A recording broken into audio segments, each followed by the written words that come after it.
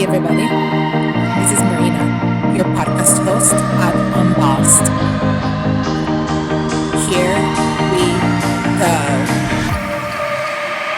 At Unbossed, I interview amazing women in underrepresented fields. There is so much women power in the world that I want to provide these women a platform to tell their story. Please connect with us at www.unbossed.io and please consider supporting by sharing, liking, and commenting the podcast. Tell all your Netflix friends and family about it. Submit a recommendation for our guest. Subscribe on your favorite podcast app and YouTube. Donate by clicking on the anchor link and help me continue to deliver your content. I hope you enjoy and welcome to the show.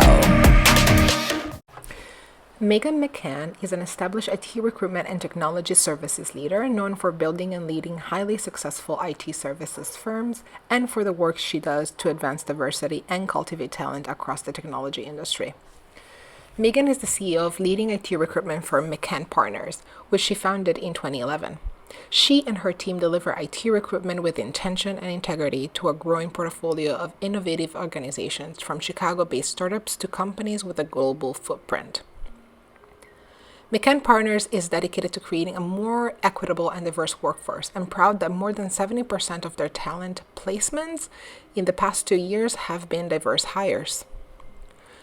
Prior to McCann Partners, Megan co-founded and helped build Geneva Technical Services and was a strategic force in growing SelecTech, both premier IT recruitment firms.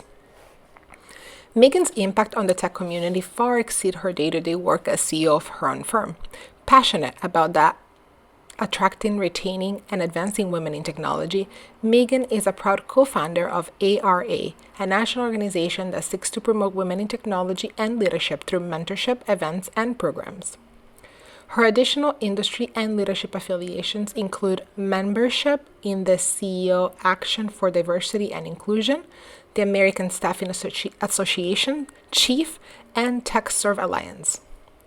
She's also a founding partner of the Chicago Executive Women's Networking Group and an active member of the Chicago Innovations Women Mentoring Co-op. In addition, as a Chicago Business Journal BizWoman headliner in technology, Chicago Business Journal Women of Influence, a 3-time Midwest Woman in Tech Awards finalist, and an Illinois Technology Association City Light finalist. In 2021, Megan was named to Staffing Industry Analyst inaugural Top 50 D&I Influencers list and selected as a Chi-Tech Academy Young Women's Leadership Society Ambassador of the Year. Welcome, Megan.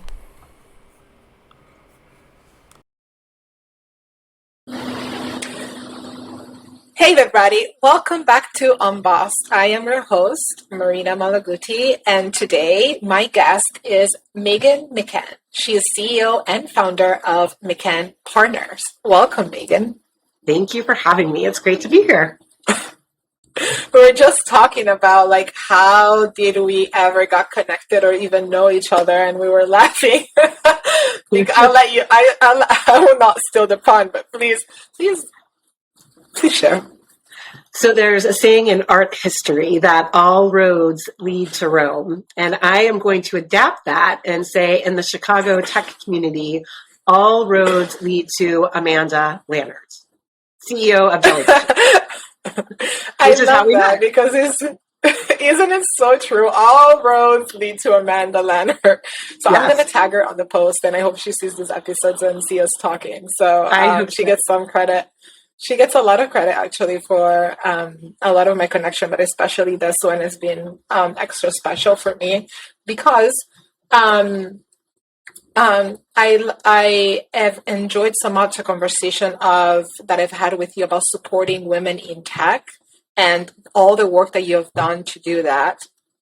Before we get there, Megan, would you tell us a story about you as a little girl growing up? Where did you grow up?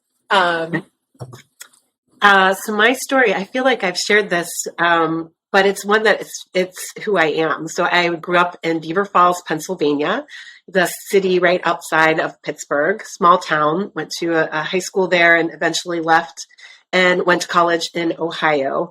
But I think really the story of Megan is shaped by my parents, and in particular, my father, who as a child pounded this message into my head. I'm the oldest of 3. I have 2 younger brothers.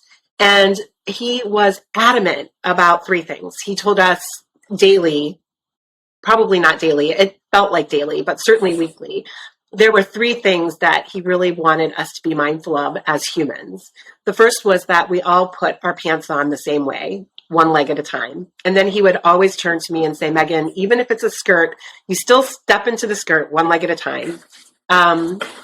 The second was that you have to have a strong handshake and look people in the eye. And that was just integrity for him, right? And the last was that you need to find a way to give back to your community, the place where you work and live. And as a child, I didn't really realize how fundamental those three things were going to be to who I am as a professional and as a human, but they really are. And for me, that give back has come in a lot of ways, specifically around supporting women in tech and leadership and the notion of rising others up and the importance of mentorship and advocates and champions and mentors and allies. All of those things have been really fundamental to certainly what I do as an individual and my professional life as well. Yeah, your dad sounds amazing. He was a remarkable man. Yeah, he was amazing. Yeah. Yeah. Oh, that's such a good advice. Specifically for the tech industry, given that, women have been we weren't necessarily the minority, but we have in recent years have been the minority in tech. And it's interesting that you also do work in tech. How was that advice then evolved into kind of like your early career progression and the work that you did at the time? Yeah, so I fell into everything I've done in life. I didn't set out to be in tech. I really find myself tangential to tech more than any. I am not a software engineer, a scrum master, a business analyst. I don't have those technical skills. My superpower became making connections that helped people with their career. So seeing what the job seeker was looking for and what the hiring person was looking for and being able to make those matches. And that started with, I worked all through high school. I chose to work. I wanted to have my own money to be able to do things that were important to me. And that started from a young age with babysitting and continued through to retail in high school. And then in college, I also worked in the college admission office, which is where I first got this sense of what recruiting was all about. Very different than what I do today, but that's kind of where it came into play. So the whole notion of helping young people understand why and where they wanted to go to college. And I did it in the context of a place that I really loved. I went to a liberal arts college in Ohio by the name of Wittenberg. Yeah. And so it was easy for me to share my journey and then help them find theirs. And then wanted to come to the big city. I worked for my alma mater after I graduated for a couple of years doing international recruitment, and then wanted to get to the big city where my friends were. And found this is really gonna date me, but found an advertisement in the Chicago Tribune, which I applied to. It was like the size of a quarter. And ultimately landed a job doing IT recruitment. And I fell in love with it because it was changing all of the time. Like the technology was evolving, so you had to stay on top of it. And I'm a curious person. So being able to learn from the people I was supporting became great fun. And then I just realized that for me, it was like my superpower. That's what I knew how to do, was make those connections, and have been in it and loving it ever since. Wow. I really enjoyed hearing that. Was that path for you? It seemed like many of us, me included, where I feel like at least mine is more like a curvy, try this, try that, try this. Is that how you also felt as your career progressed? And how did you navigate potentially those bouncing balls, right? And maybe maybe it was a straight line and you knew exactly, what the next move was. I just want to hear your perspective about career So no, I progression. don't think it was. It wasn't straight, right? There were intentional decisions that I made along the way. But for example, when I left Ohio to come to Illinois, I had two job offers. I had a job offer in New York City for Donna Karen, and I had a job offer in Chicago for a tech company that placed talent. You couldn't have been on more opposite ends of the spectrum, right? Like two different cities, two very different roles, right?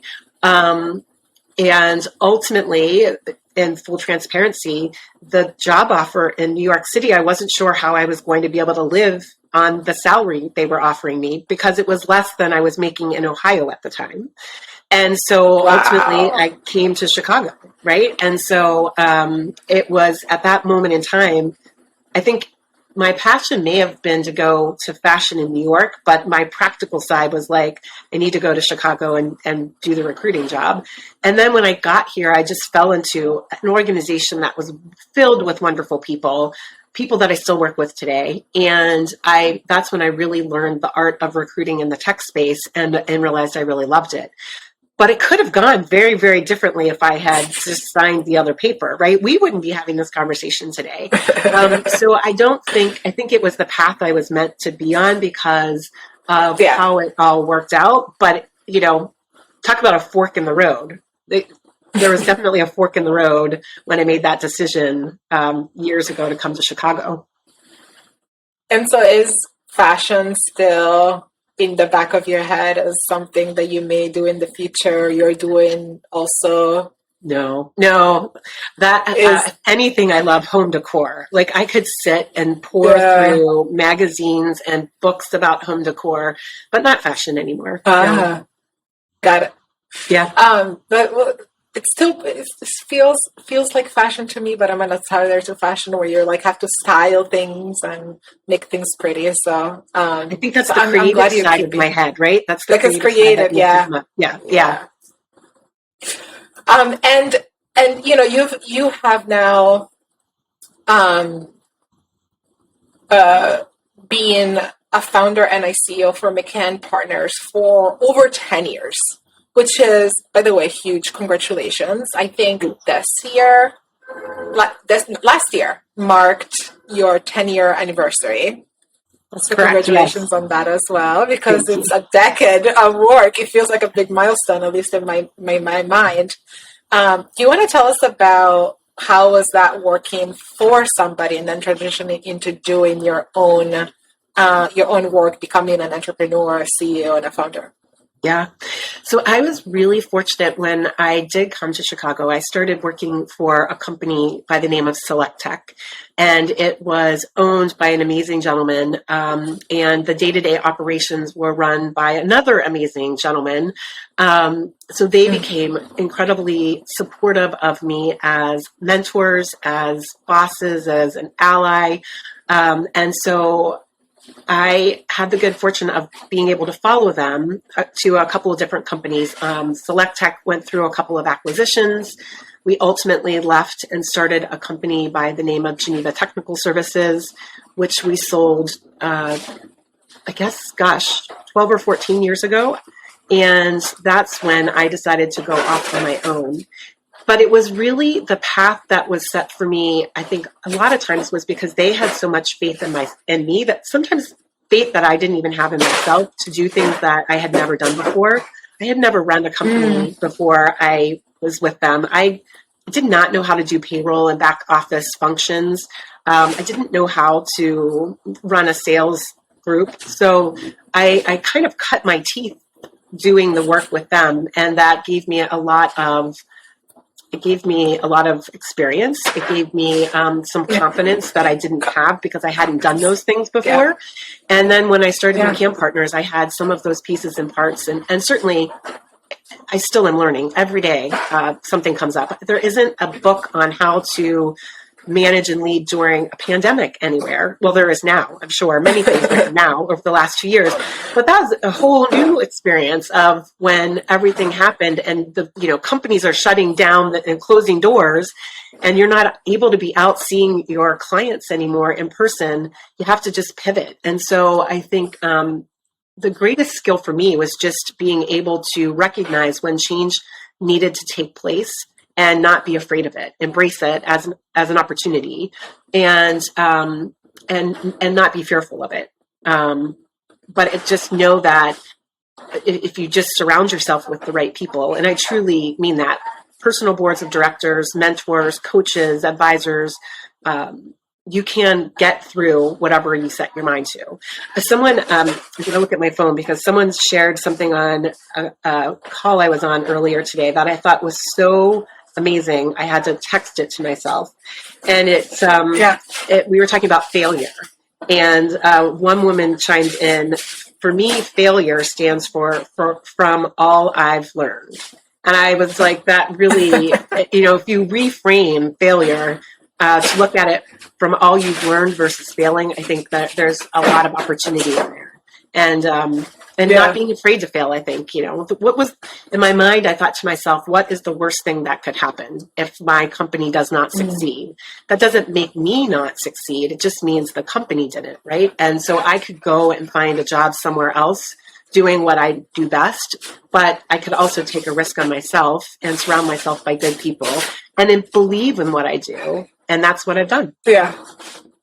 I love that. And knowing what you know now, would you have gone through this journey of starting a company? You would Absolutely. just still done it? I would have told my younger self to do it earlier.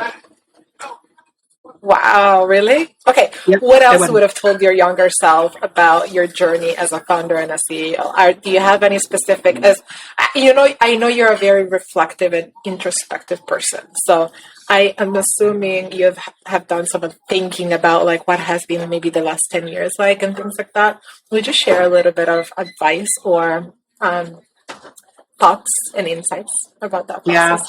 So I believe all of the research I've seen, and certainly anecdotally stories from other women in leadership and entrepreneurship and technology, we don't give ourselves enough credit. We let imposter syndrome, sneak its way in. And I would tell my younger self to just, stop and my friend Leslie Vickery uses this term. She's the co-founder of ARA, which is another company that I founded, which stands for Attract, Retain, and Advance Women in Technology and Leadership.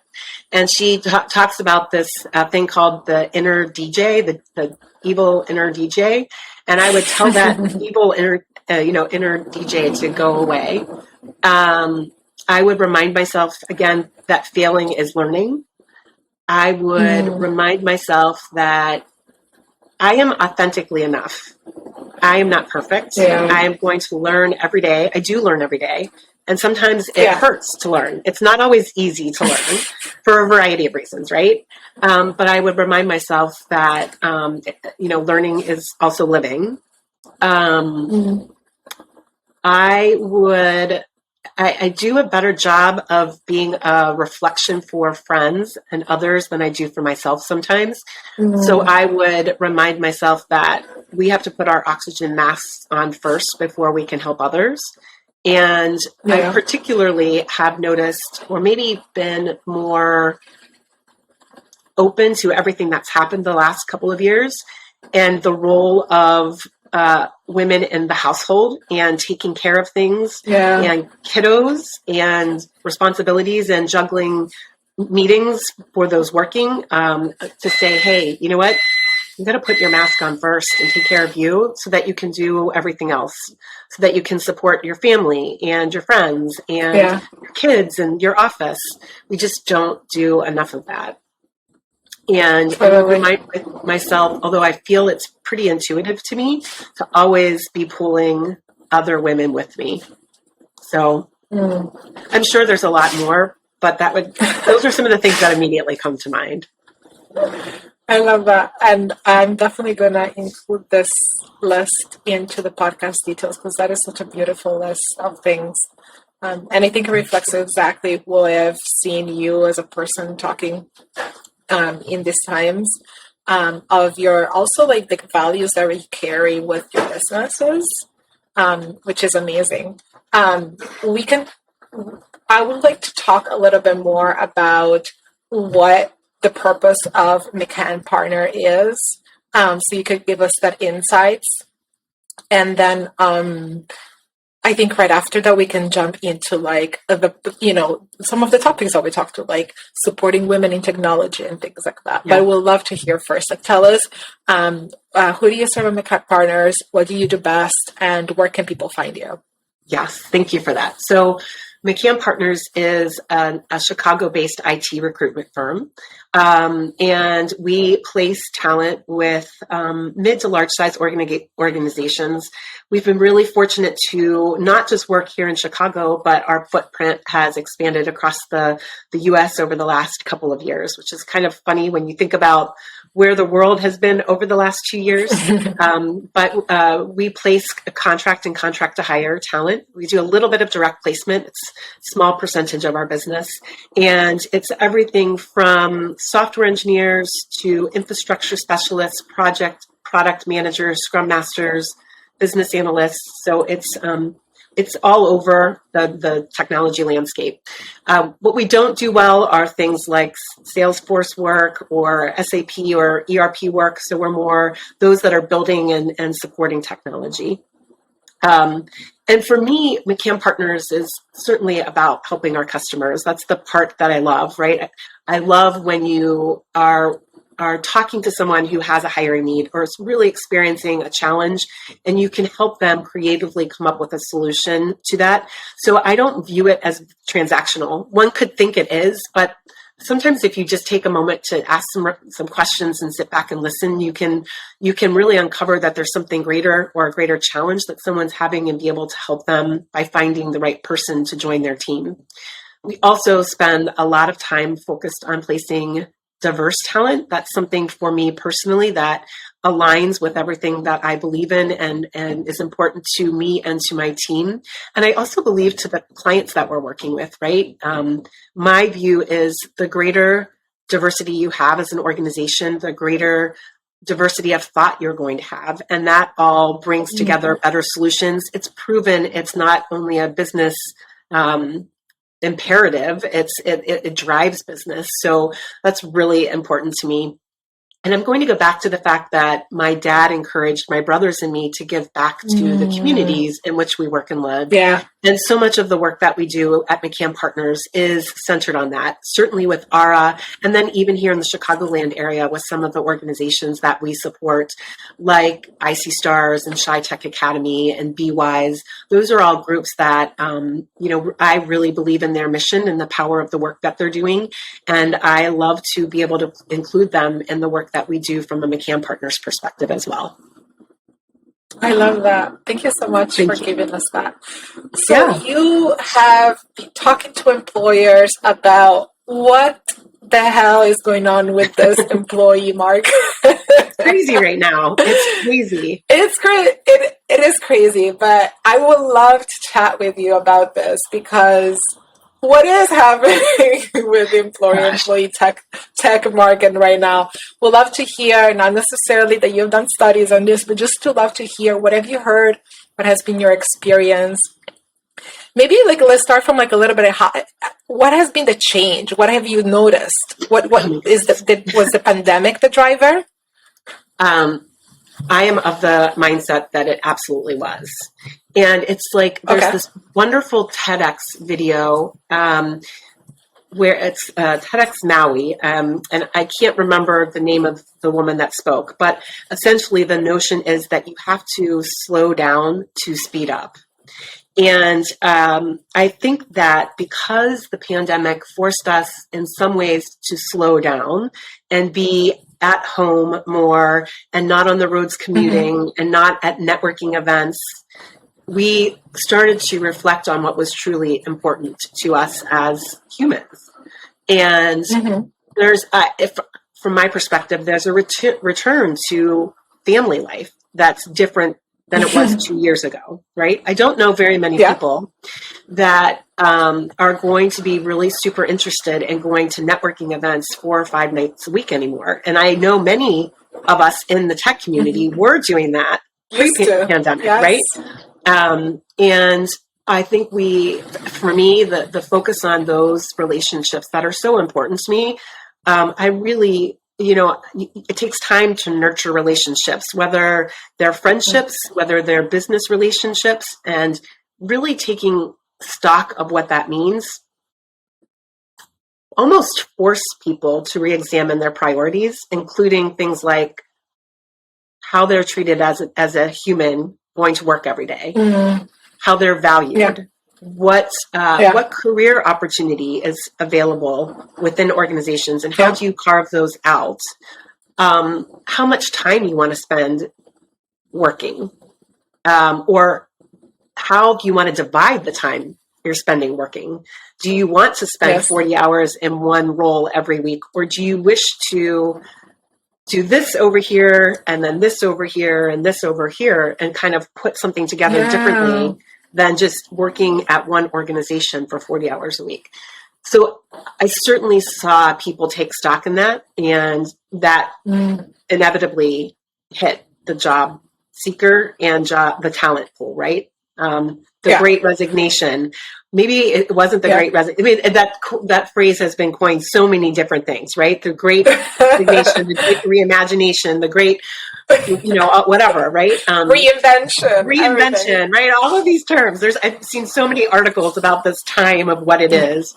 But maybe it was the time of authenticity for workers to realize what they really wanted and needed in employers, and the roles with those employers that has created the shift. I think there's certainly been a dynamic shift. Here's what's really fascinating to me, though.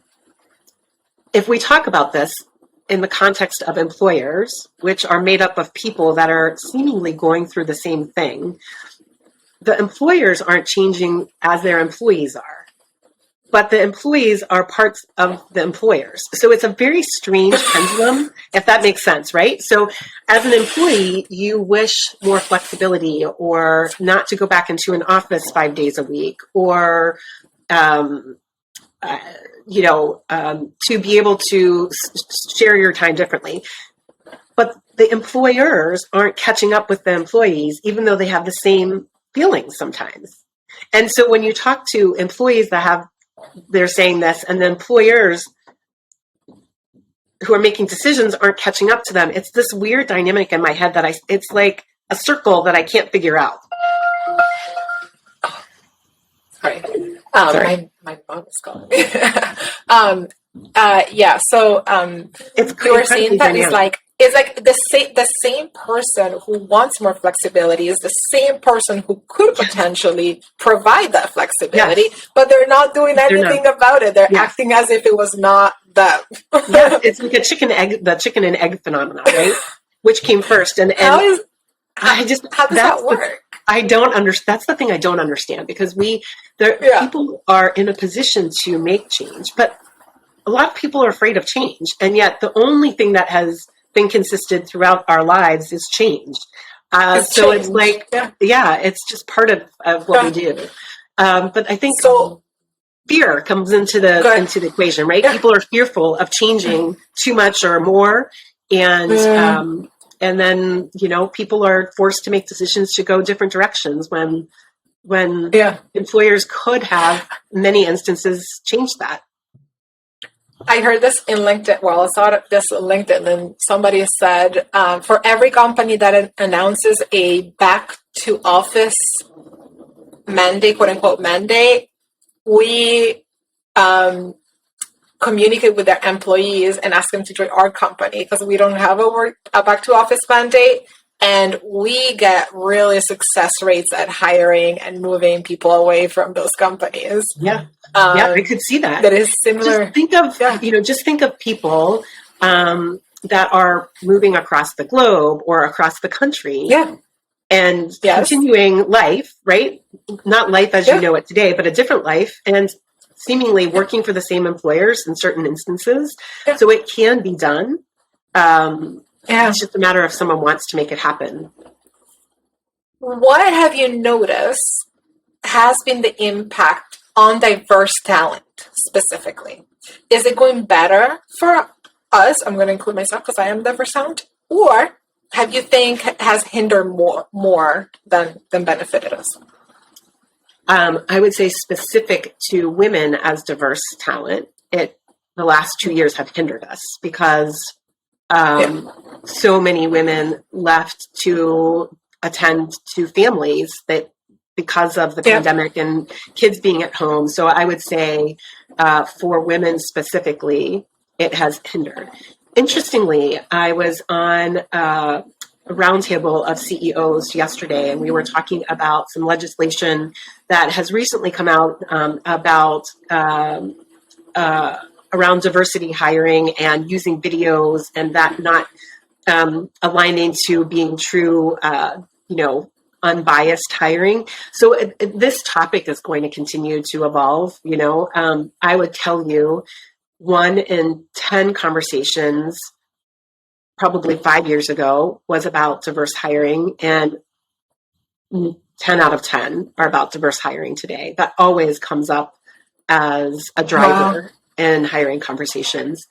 And I think that people have always thought it was important, but I don't know that their actions married with their words sometimes, right? So organizations talked about having diversity, equity, and inclusion programs, about diversity, equity, inclusion hiring.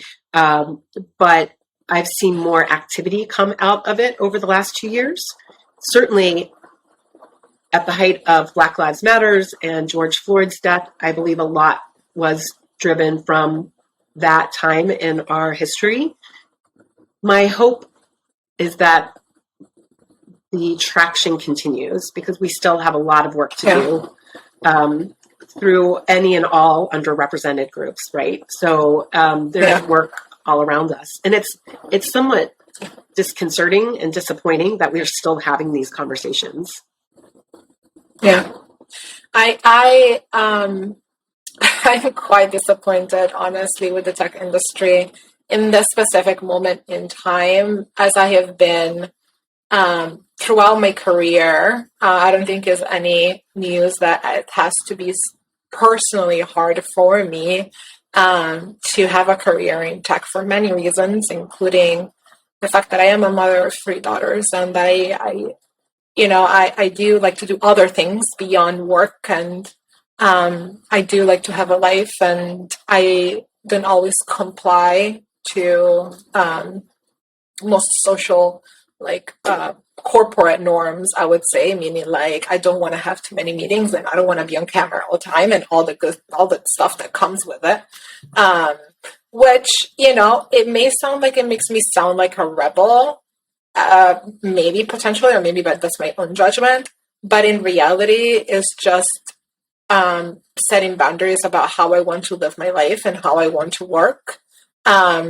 And I wonder, from that perspective, as you have talked to other candidates that are women, what has been their requirements, maybe? What have been their wishes?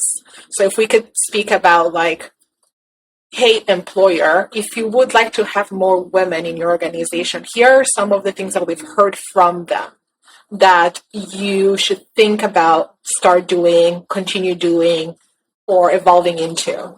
Yeah, certainly flexibility with schedule. Again,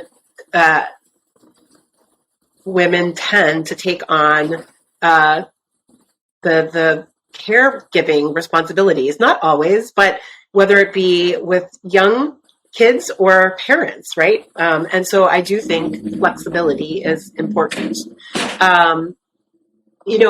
I probably could get more done in 4 hours than some people could get done in 8. That's just how I'm wired. So I think understanding really what that looks like and how people work most effectively. We certainly in McCann Partners, when all roads lead to Amanda Lannert, all roads right now lead to COVID as well, right? You can put that connection there, right? And so, when kiddos were at home, one of the women on my team had 4 kids in the house and was working 40 hours a week. I don't know how she did it. And we were flexible, but I still don't know how she did it, right? And another, her daughter was homeschooled and still needed some help with getting on Zooms and off Zooms. So, we had to be creative. No, we did not have to be. I wanted to be creative to support them. I wanted to make it easy for them to do what they needed to do at home, which isn't easy. It's hard work. Yeah. It's work, right? But It I is wanted hard. it to, I wanted them to be able to do what they needed to do at home and know they still had a home with McCann Partners.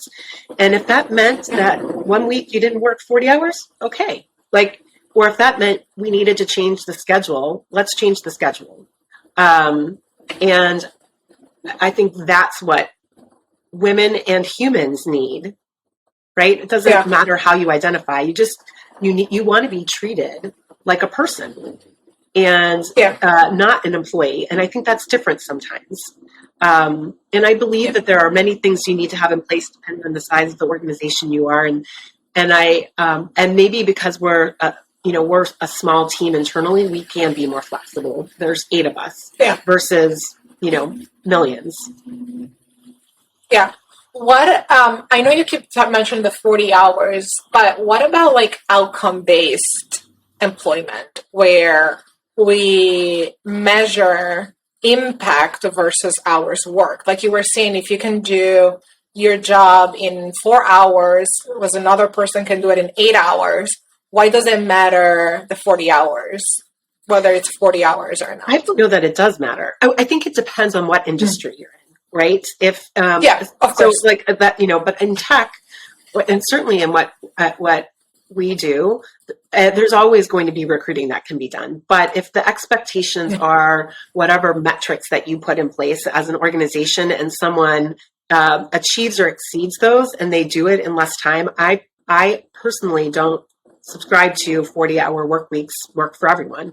I probably work more than 40 hours a week, but in fact, I know I do, but that's just how I'm hardwired. And also how, because of other things I do outside of McCann Partners, right? So to be able to do the work with ARA and support some other organizations that are important to me, I do put more than 40 hours in. But in my mind, and perhaps it's because it's my organization versus working for someone, those things all it's gray because they all interact and feed one another. So you may be better actually able to answer that question, having, your podcast and some of the other things you're doing, plus work for someone. That balance is probably even more challenging sometimes, right? Yeah, no, I would say I definitely have subscribed for the outcome driven management versus time driven management for, I don't know, since I started, I guess, managing people. Just because I think for instance, I'm a very high thinker. Like I think about problems that I need to solve at work in the shower in the morning. Yes. Right? Because that's where I do my best thinking, right? Yes. Yes. Am I going to bill you? Am I going to bill you for that time? Right? Like, where do you put, sometimes when you're so passionate, like as I am, for example, about work, and I believe in what we're doing so much, that blends into my personal life. Absolutely. And it blends beyond like that 8 to 5. That's right. That's right. And so at some point we need to recognize that tying to a desk does no longer serve us in the long run. Because I don't do my best work tied to a desk. I do my best work when I go for a walk and I'm like maybe talking on the phone to somebody else and I'm connecting the dots and I'm bringing it back to my organization and all that revolves into something new and amazing. That's where the magic happens. Or I'm talking to one of my coworkers and that's when the magic happens. Or I'm doing something completely unrelated and I have a light bulb moment and maybe that's where the magic happens. Absolutely. And so if, it's a kind of like I've always seen as a quid pro quo. If you bill me 8 to 5, I'm only going to do 8 to 5, right? That's right. Yes. But if we talk about an agreement in which, we are expansive as human beings and we comprehend that we are more than just an 8 to 5. We're no longer making widgets. We're no longer serving an industry that is a manufacturing. Then I think we can start talking about like hitting goals and milestones and understanding impact versus time checks or time access. I agree with you. If I could turn off my brain and not think about things like you said when you're taking a walk or driving in the car or taking your shower, whatever, making coffee in the morning, right? You could learn to turn your brain off so it wouldn't be like that. That might be a solution to it. But if you think like we do, which it sounds like we're similar in how our minds are always going, right? You hear something which all of a sudden you put a connection together that solves the problem that you've been working on over here, but you do it at 6 a.m, not during 8 to 5 where you're supposed to be here, right? So we have a lot of work to catch up to that, though. I think we would be in the minority on this topic. Again, I would say I think it's because of fear, right? We're so accustomed to a 40-hour work week, right? Let's do this to this. But perhaps if we were more flexible with our employees and we gave them greater ability to color outside the lines, then we would have greater outcomes because they would bring more of that, infuse more of that back into organizations. Yeah. And here's the other myth that I always thought it was sounded ridiculous was that in management, when I first started early, very old organization, very conservative, had to wear business suits and stuff like that all the time. One of the things that I thought as a new manager was, I was unofficially thought as a new manager was that employees are kind of like children, which means to me that they have to be managed more closely, right? Yes. I always thought that was controversial to the way, because we are all adults. We all have responsibilities and we can all make choices, right? It's all about making choices. And so that was another myth that I feel like is still part of that 8 to 5 culture that is ingrained into like micromanaging and making sure, and what does it mean if, they're taking a 2-hour lunch break instead of a 1 hour. And so that's all part of the anxiety.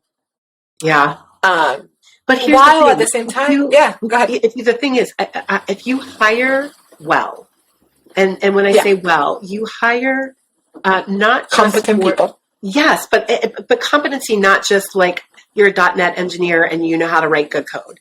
If you hire someone that understands their role and their contributions, understands maybe when you have to be plugged in, right? So like, what are the times that you need to overlap, no matter what time zone you're in order for the company to be most effective?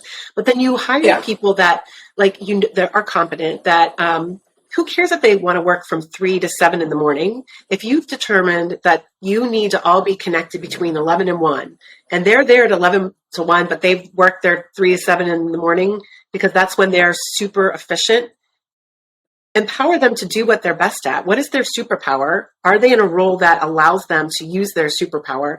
And then give them the grace to use their superpower within some parameters that allow the company to be optimally successful, or the team to be optimally successful, but like give them the grace to use their gifts and to be adults, and empower them to not be afraid to raise their hand when they need help or ask the question. Absolutely. Right?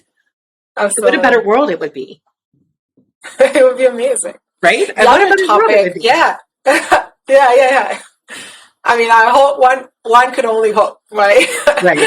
And we're in the best industry to do so, by the way. I agree. Right. So that's right.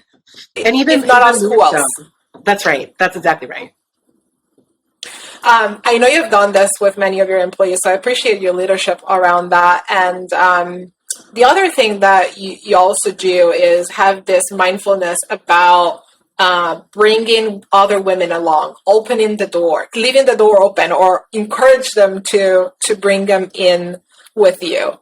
I know you are a member of Chief, which is a big organization that supports women in seniority positions.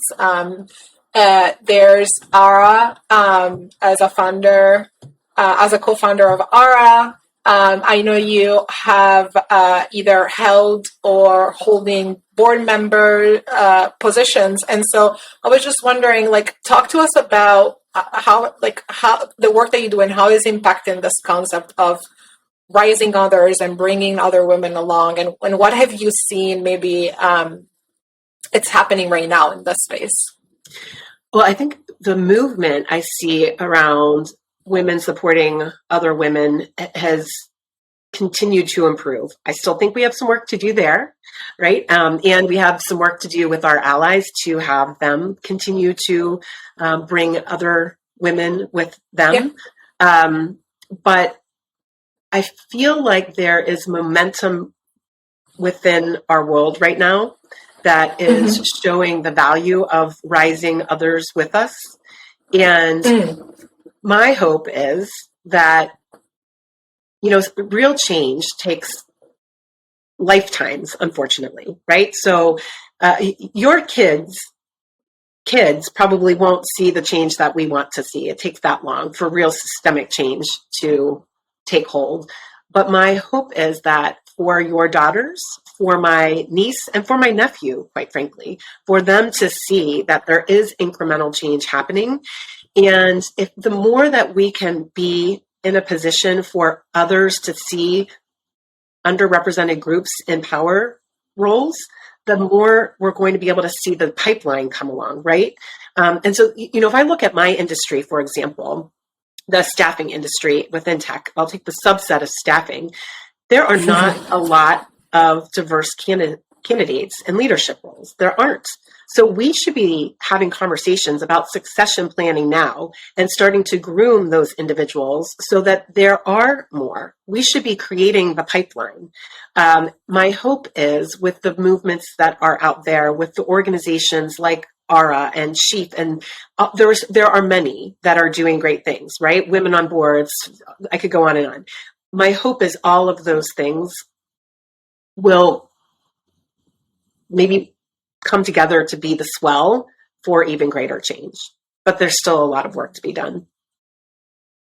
That's beautiful. And I think that's a perfect note to tell you that our time has run out. I'm so sorry. This has been so much fun, but it goes so fast. Just so quickly. I have a couple of questions for you as an outros. You ready? I am. What is a book you have gifted the most? The 5-minute gratitude journal. I love it. I write in it every day, in the morning and in the evening, and I've gifted it. I should be repping for them. I love it. Nice. Beyond the 5-minute gratitude journal, what are other go-to tools for success? Mentors, sponsors, advisors, roundtables. Those that have walked before you and those that are walking with you and those that are up and coming to you. I think all of those are amazing resources, right? We can find support and mentorship 360. There's this notion that mentorship is junior level working with the senior level, and I don't believe in that. I think mentorship can be a 360-degree platform, and we should use that to help ourselves and one another. Love that. Perfect. What is a book you would write? I've been thinking a lot about this, actually. There are a lot of lessons that I have learned from my recruiting years that are very specific to the job search process, both the seeker and the hiring manager, that are life lessons that I think are really valuable. So it would certainly be something related to that. Give us one. Give us the one that comes to mind, please. So, you know, oftentimes we think as a job seeker that we don't have the right to interview the company that we're interviewing with. And that is not true. It is an interview process is just that. It is to go both ways. It's meant to be reciprocal. But there's a mindset that doesn't always look at that. And so I think that holds true in anything in life, right? Conversations are not one directional. They're meant, in my mind, conversations are meant to be meaningful exchanges. Some of them are easier than others, right? You have to have hard, difficult conversations sometimes. Sometimes they may be confrontational. but it's not a one-way street. It's meant to be a reciprocal dialogue. And I think that's an important one. The power dynamic is definitely being on the employer side and has been changing. So I have to agree with you 100%. That sounds amazing, and would love for you to write it and for me to read it. Deal. I think I just committed to something. I don't know. Yes. And where can people find you? Where can people find the company? Sure. So you can certainly find me on LinkedIn. Megan McCann is my name. And I'm at Megan P. McCann for social media, and McCannPartners.com, as well as at McCann Partners for Twitter. Megan, thank you so much for coming on the podcast. It's been my pleasure, and I hope you come back soon. Oh, thank you for having me. It's been my joy.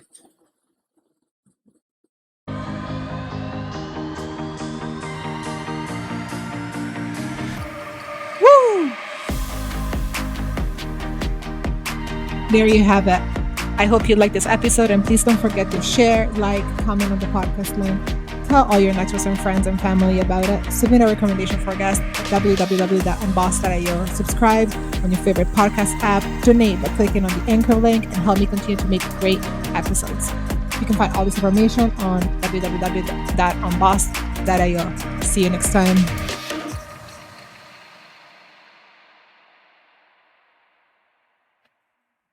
Oh, that was good.